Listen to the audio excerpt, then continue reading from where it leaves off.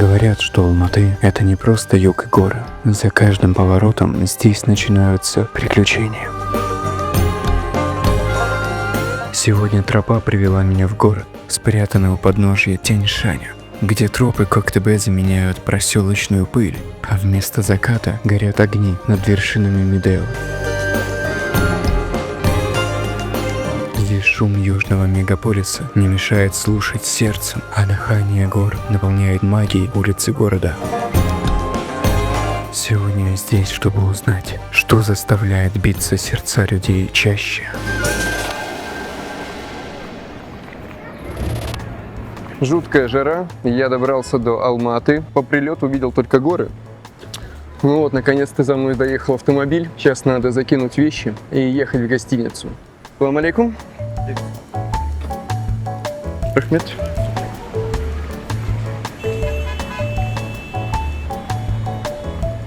Алматы берет мягко, но держит очень крепко.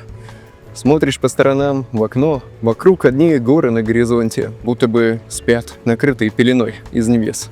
Мимо пролетают чайханы, палатки с черешней. Конечно, местный колорит сразу чувствуется.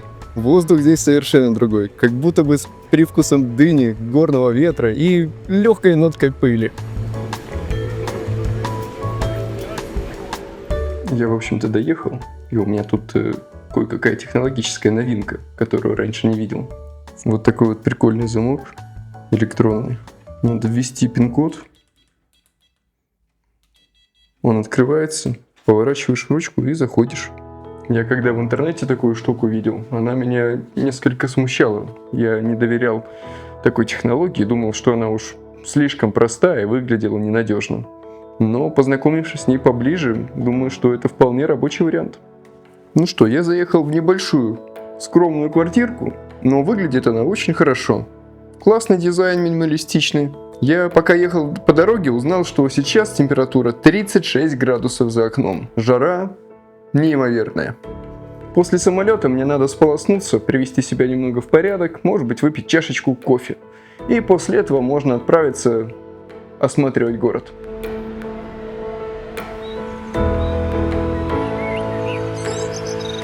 После простого обеда я все-таки добрался до тропы здоровья. Теперь отсюда мой путь лежит на вершину горы Коктебе. Мне придется пройти около километра 200 метров. С собой рекомендую взять водичку, потому что аттракцион в виде извилистых высокогористых дорожек будет испытывать вас на жажду.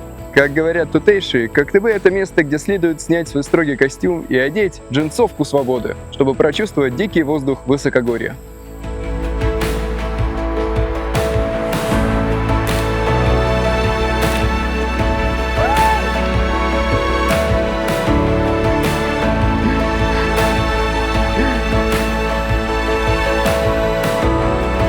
Вы могли не знать, но это правда. Коктебе в переводе означает «зеленая гора». Весной она укрыта мятным покровом травы, а летом играет тенями акации и можжевельник. Красота, не правда ли?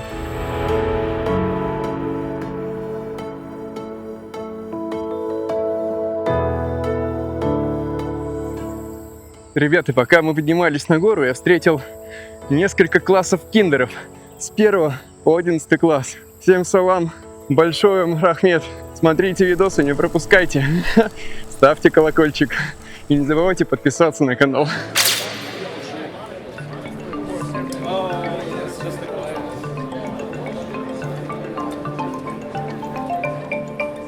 Буквально каждую минуту сверху спускаются кабинки с людьми. Продолжительность спуска составляет совсем немного времени, около 6 минут, и можно оказаться уже в центре города.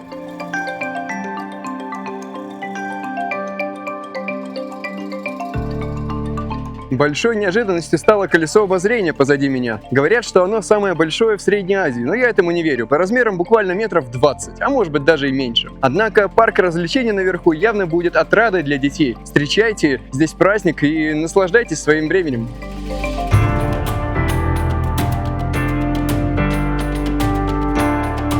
Но вы только представьте, до чего дошел прогресс. На вершине горы делают парки развлечений для детей. Здесь можно прокатиться на всяких аттракционах, скушать какие-то вкусняшки. Но я продолжаю идти дальше. Я уверен, что маршрут не закончился, и я смогу увидеть кое-что еще интересное. Люди давным-давно делятся на два фронта. Кому-то нравится Элвис Пресли, а кому-то Битлз. Странно, но все равно каждый посетитель этого парка, на чьей бы стороне он не был, сфотографируется с Джоном Ленноном и потрогает его гитару.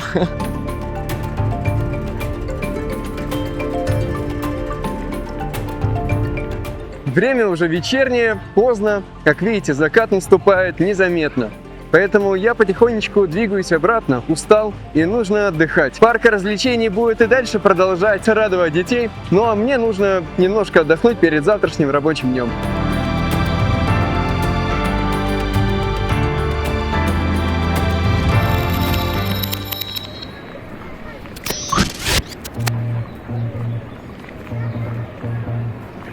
Совершенно легкой походкой утром, где-то к часам 7, добрался до станции, откуда отправляется 12-й автобус прямиком до Медео. Дорога заняла, не знаю, минут 40, наверное. Много остановок маленьких, поэтому не ошибетесь, можете в любом месте выйти и насладиться видом, который вам нравится. Куча народа, прямо невероятно, что в 7 утра столько собирается людей здесь. На самом деле вид впечатляющий. Масштабное сооружение посреди гор. Толпы народа, туристов. Интересно, куда же здесь все спешат? Все целенаправленно идут в одну точку. Но что там ждет, я пока не знаю. Возможно, это дорога, которая ведет прямо в горы. Я знаю, что здесь есть два пиковых значения, около 4000 метров в высоту. Это гора Турист и Физрук. Ассаламу алейкум. Все? Привет, дорогой. Скажи, куда тут все направляются? Не знаю, вообще куда, блин. Я тут рано проснулся, поздно лег, поэтому мысли собрать не могу. А сам куда собираешься? Мы на Маршрутке собираемся. Это что такое, интересно? Это вроде как плотина и какая-то, не знаю, то ли равнина, то ли метеостанция, вот что-то такое. Интересно. Интересно, да. Про такое даже не слышал. Да. Хорошей вам дороги. Вам спасибо. Спасибо, дорогой. Сегодня я встречаю здесь уйму народа. Я не хочу называть их туристами, потому что это спортсмены. По-настоящему крутые. Посмотрите, все приезжают на велосипедах. Кто-то с рюкзаками, хайкингом занимается. Очень много народа. Ассаламу алейкум. Направляетесь сегодня ввысь или уже обратно? Мы уже приехали, с Кенгулака спустились. Много проехали сегодня? Километров 30 только вверх. Где будет час? Вы молодцы. Спасибо. Хорошей вам дороги обратно. Удачного дня, спасибо. Я вижу здесь разные ларьки, много всяких беседок с продукцией.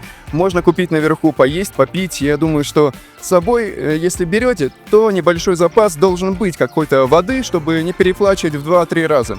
Однако перекусить здесь не составит никаких проблем, поэтому огромные рюкзаки еды с собой набирать не нужно.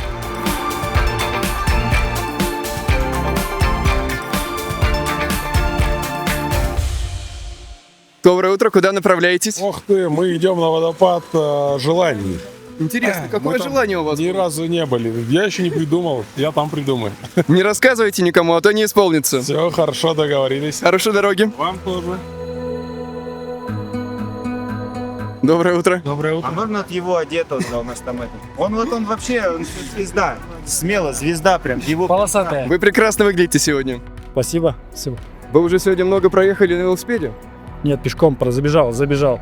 Я видел здесь разные указатели, которые говорят, что марафон проходит.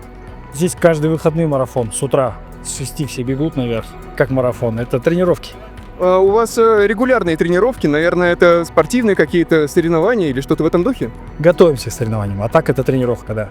Замечательно. Может быть, скажете, какая дистанция маршрута? Мы бежали от Сапаева до Медео. Это 14 километров.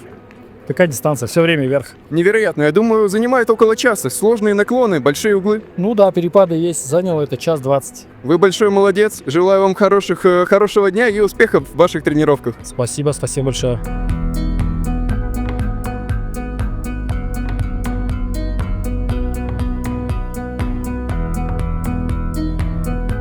Встретить здесь настоящего спортсмена никакой сложности не составит, потому что на каждом повороте вы увидите человека с велосипедом или с рюкзаком, который стремится покорить эти вершины.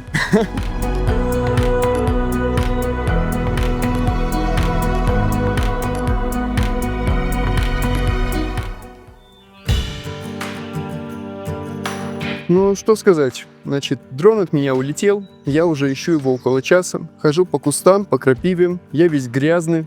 Я обыскал все, что возможно. Даже позвонил в поддержку DJI. И они сказали, что, к сожалению, в нашем чате, мы вам помочь не можем. Ожидайте связи с другими сотрудниками, и они вам ответят. Поиски дрона — это непростое занятие, потому что я нахожусь просто посреди джунглей, грубо говоря. Да, здесь рядом есть каток, от которого я запускал этот дрон, но мне пришлось лезть вверх по горе. Я упал с горы разок. У меня все штаны грязные, я потерял ботинки один раз, поцарапался. Ну, не очень сильно, но пришлось попшикать перекись водорода, чтобы на всякий случай заражение не получить. И теперь у меня остается последняя надежда его найти, или я совсем разочаруюсь и пойду отсюда, не знаю, обратно на автобус или куда, потому что один раз вот так взлетел и сразу $500 куда-то улетело от тебя. Хотя я нахожусь прямо в той точке, где он упал. У меня есть кусочек видео, показывающий, что вот дрон долетел до этого места. Я прям пришел, ушел, нашел ветку, на которой вот он споткнулся, там дерево. Может быть, его кто-то забрал и унес, но в приложении DJI я почему-то не могу включить сигнал звуковой, чтобы дрон среагировал и подал какой-то звук опознавательный или там фарами это замигал. Я пробирался через кусты крапивы, понаступал на все ветки, понаступал на пауков, на ящериц. Сейчас я просто покажу вам тропинки, по которым ходил. Вот тут прям за мной видно то, что я истоптал каждый куст, чтобы найти этот дрон бедный, потому что я не знаю, куда он делся. Вот место, которое мне показывает, оно прямо перед моими глазами. Я здесь каждую ямку проверил, каждый куст. Обидно то, что поддержка DJI не смогла мне моментально помочь в этом вопросе. Я говорю, вот мой серийный номер, вот я купил, там документы предоставил. Говорю, включите сигнализацию на дроне, он полностью заряжен, там батарейка свежая стоит. Поддержка хорошая, я не спорю. Они ответили моментально, быстро, никаких очередей, но ничего сделать сами не могут. Передают это дальше, в технические отделы. Когда они свяжутся, непонятно. Обещали, что в течение 24 часов. Нет. Нет его здесь. Вот он должен был удариться прямо об это дерево и здесь упасть. Может быть, проходил какой-то дядечка хороший или мальчик добрый и решил его забрать и отнести туда, где я его точно найду. Например, к себе домой. И вот как вот в этих зарослях тут что-то вообще найти? Пойдем покажу хоть, куда я забирался. Я не знаю, тут склон практически 90 градусов до меня был. Я вот решил максимально вытянуть, да, чтобы вы посмотрели, откуда я забирался сюда. Вот по такому карьеру забирался наверх. Вот оттуда прям. Скажите, ну не безумный ли человек? Если вот он тут лежит, и я его тут оставлю, ну это же будет просто epic fail, ну поражение. Прикиньте, мне станет за него так обидно и грустно, что ко мне через день, там через два придет, например, геолокацию его подпишет, напишет мне это, поддержка скажет, а вы его там оставили, на горе, он типа по нашим данным до сих пор там лежит. Я такой, отлично. Вот сами как считаете, что нужно делать в таких обстоятельствах? Вот вы запустили дрон, он куда-то полетел, вы видели, пришли на точку, но найти не можете. Что нужно делать в этом случае? А? Знаешь, что сделал зря? Это когда я понял, что он упал, я прямо выключил пульт и побежал сюда. А надо было пульт оставить включенным. Наверное, моя ошибка, да?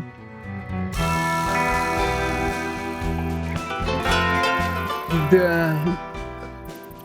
День начался сегодня не с самых, конечно, благоприятных вещей. Это часть того, чтобы путешествовать. Потери, и приходится оставлять то, что тебе не нужно, позади. В первую очередь мне теперь надо почиститься, потому что пока я лазил в этих кустах, я весь обляпался, порвал себе носки, обувь. Когда вышел уже на открытый воздух, увидел то, что вокруг такая красота, и задумался, хочу ли я продолжать сегодня маршрут или нет. Вроде бы настроение упало, но горы впечатляют и заставляют двигаться дальше. Были бы только свежие носки. Руки у меня выглядят, конечно, отпадно. Нужно будет использовать какую-то гель или мазь, чтобы это дело прочистить. Самое интересное, пока я там ползал наверху в кустах, я совершенно позабыл о том, что такое страх. Мне было не важно, что произойдет и как. Была только цель, желание найти этот дрон и больше ничего. Я не думал, как я поднимусь на эту гору. Я просто рванул, перелез через стену и начал вбегать вверх. Я цеплялся за кусты, цеплялся за траву. карабкался выше и выше. Посмотрел вниз в один момент, подумал, ё-моё, может быть, и не стоит. Но почувствовал себя слабаком в этот момент. Я с еще большей силой рванул наверх, и уже потом минут 10, наверное, 15 у меня была отдышка из-за такого сложного подъема. Кстати, недаром говорят, что есть у людей такое свойство в моменты каких-то сложных, экстремальных обстоятельств выделять намного больше адреналина и из-за этого совершать невероятные поступки.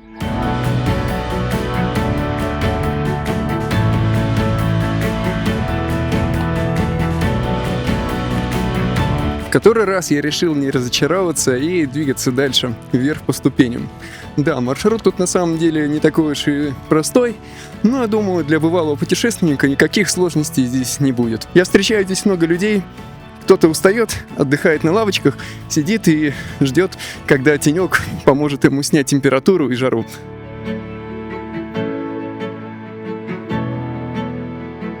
Подъем на такую высоту отбирает много сил и недюжую сноровку. Приходится готовиться, наверное, к таким восходам. Не с первого раза получается подняться по всей трассе. Нужно останавливаться, отдыхать, восполнять баланс водный. Но постепенно, собравшись силами, сможешь двигаться дальше. Проходя первый подъем, я даже не мог себе представить, что впереди меня ждет еще один такой крышесносный вираж. Несколько десятков ступеней ожидает впереди, прежде чем подняться на самую высоту. Посмотрим, что будет ждать дальше. Парни, я вижу, вы уже не в первый раз поднимаетесь. Да, Я так понимаю, вы профессиональные туристы, да? Или кто? конечно. Спортсмены. Можете показать бицуху? Покажи бицуху. Вы знаете, что там впереди на самой вершине? Горельник, дальше, потом пик Горельника и кемпинг-зона. Ребята, я желаю вам хорошей дороги и приятного спуска. Спасибо большое. Скажите, вы в первый раз поднимались?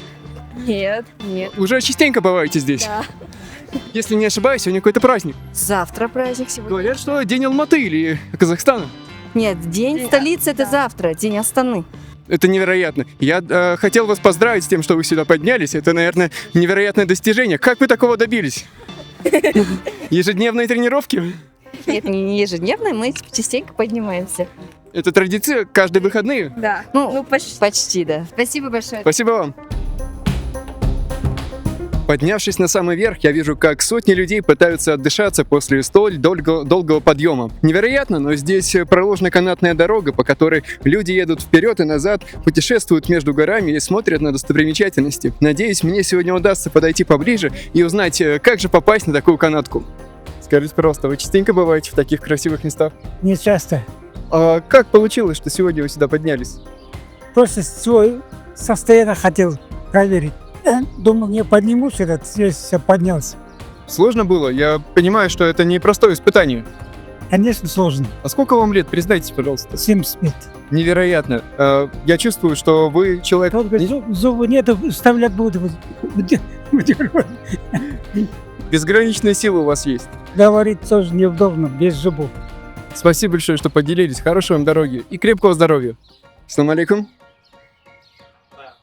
Speak English? Little bit? Guys, how it's hard to be run off top of here? Вы говорите по-русски? Так много людей просто здесь бывает, и никогда не знаешь, кого встретишь. Вы, наверное, не в первый раз сюда поднимаетесь? Да, мы в прошлом лете тоже поднимались. Горы — это невероятное ощущение. Чувствуешь себя как будто бы на вершине богов. Может быть, есть какая-то история с этим связана? Почилить — это круто. А есть какие-то места особые, которые здесь можно посетить? Возможно, Кужелов. Там красиво тоже. А что увидели? Расскажите, что там можно встретить? Ну, там есть Алтабакан, вот казахские национальные качели и все такое. Там можно еще на ночь остаться, переночевать со своими палатками. Вот я как раз-таки любитель дикого отдыха. Я путешествую с палаткой и постоянно остаюсь где-то ночевать в необычных местах. Думаю, это хорошая подсказка для меня. Спасибо большое.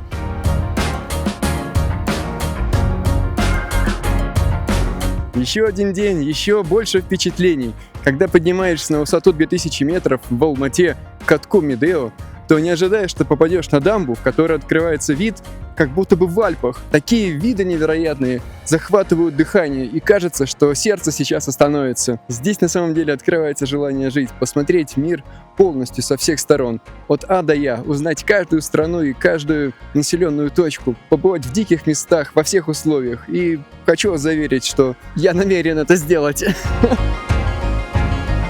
Ну, вот так вот выглядит дамба с обратной стороны. Я прошелся полукругом и увидел, как она выглядит на самом деле. Приходится идти по проезжей части, чтобы дойти до начала канатной дороги или ее конца. Я немного прошелся и понял, что здесь великолепный асфальт. Зачем идти в ботинках, если можно наслаждаться дорогой босиком? Ну или в моих носочках.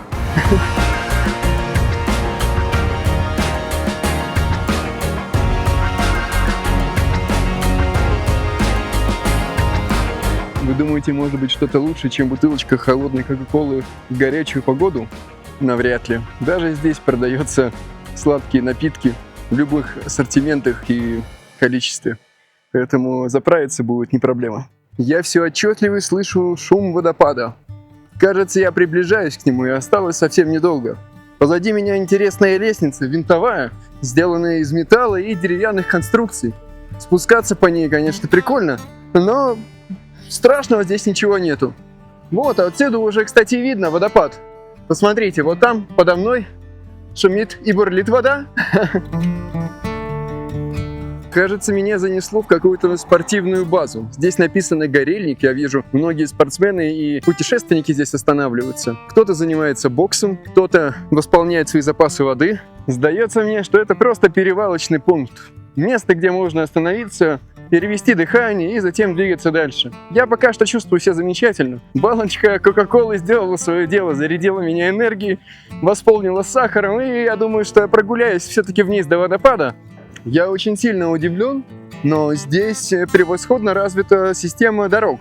Практически в любом месте можно проехать на автомобиле с самого стадиона до водопада или любой точки, доступной для туристов. Спокойно приезжайте сюда, садитесь на автомобиль, и вы доедете куда захотите. Знаете, чем ближе я подхожу к водопаду, тем меньше у меня желания в нем искупаться. Там так сильно бьет вода, что я чувствую, меня может оттуда смести просто волной. Я думаю, что даже перейти через такую воду уже приключение и опасно. Я думаю, помочить ноги — это максимум. Но самое главное — это виды. Конечно, смотришь отсюда на величие природы и понимаешь, как же давно мне не хватало этого. Оказаться в дикой природе, в диких условиях, и испытать себя на прочность. Железная хватка. Все вместе, я думаю, стало стальным и непробиваемым. С каждым днем становится еще крепче. Мне уже сложно сосчитать, сколько я прошел разных пещер, скал и необычных путей, маршрутов. Чувствую себя не просто исследователем, а покорителем этой планеты. Главное не давать ногам застояться, а как можно чаще выбираться куда-то на природу. Ну что, я вроде бы нашел подходящее местечко, чтобы освежиться. Ноги у меня и так грязные, штаны я уже запачкал. Чего мне тут еще переживать-то по этому поводу? Носки уже порваны, дрон потерян. Осталось немного утонуть с головой в этой прекрасной воде. Я думаю, что надо провести все-таки время с пользой. Я попробую поймать здорового лосося, рыбу своими голыми руками. Купаться в такой холодной горной воде невозможно. Но если вы не профессионал или закаленщик, приехавший из Сибири, который ныряет в прорубь, для вас это будет нормальная водичка. Но для обычного человека, золотоискателя сокровищ, как я, несколько прохладно. Ух! Да, ноги мерзнут, конечно, моментально. Только наступаешь в холодную воду, через секунду начинают сводить мышцы. Долго оставаться здесь не рекомендую. Да, моя рука все больше и больше начинает напоминать мне что-то из фильмов ужасов. Ну, ничего страшного. Я думаю, и так нормально. Ну, посмотрите, какая красота. За мной 4000-ник, на который я хотел сегодня подняться. Сил бы хватило, но по времени не успеваю. Нужно успеть сегодня найти автобус еще до национального парка, так как завтра проходить шелковый путь. Маршрут непростой, поэтому нужно подготовиться, собрать еду и снаряжение. Я думаю, что потихонечку нужно опять облегчать рюкзак. 10 килограмм это уже слишком много. Я хочу добиться 6. Что же сделать с этой горой? В следующий раз я обязательно постараюсь приехать пораньше, запланировать 2, а может быть даже и 3 дня для того, чтобы покорить физрука. 4 километра не так уж и много. За день можно добраться, значит, до лыжного курорта, а потом спокойненько пешочком с палаткой добираться на самый верх, переночевать там и обратно на машине, либо по канатной дороге добираться обратно. Если бы сегодня все получилось, это было бы невероятное приключение. Но, к сожалению, не все случается в первый же раз. Пока что буду наслаждаться красотой гор и потихонечку идти обратно.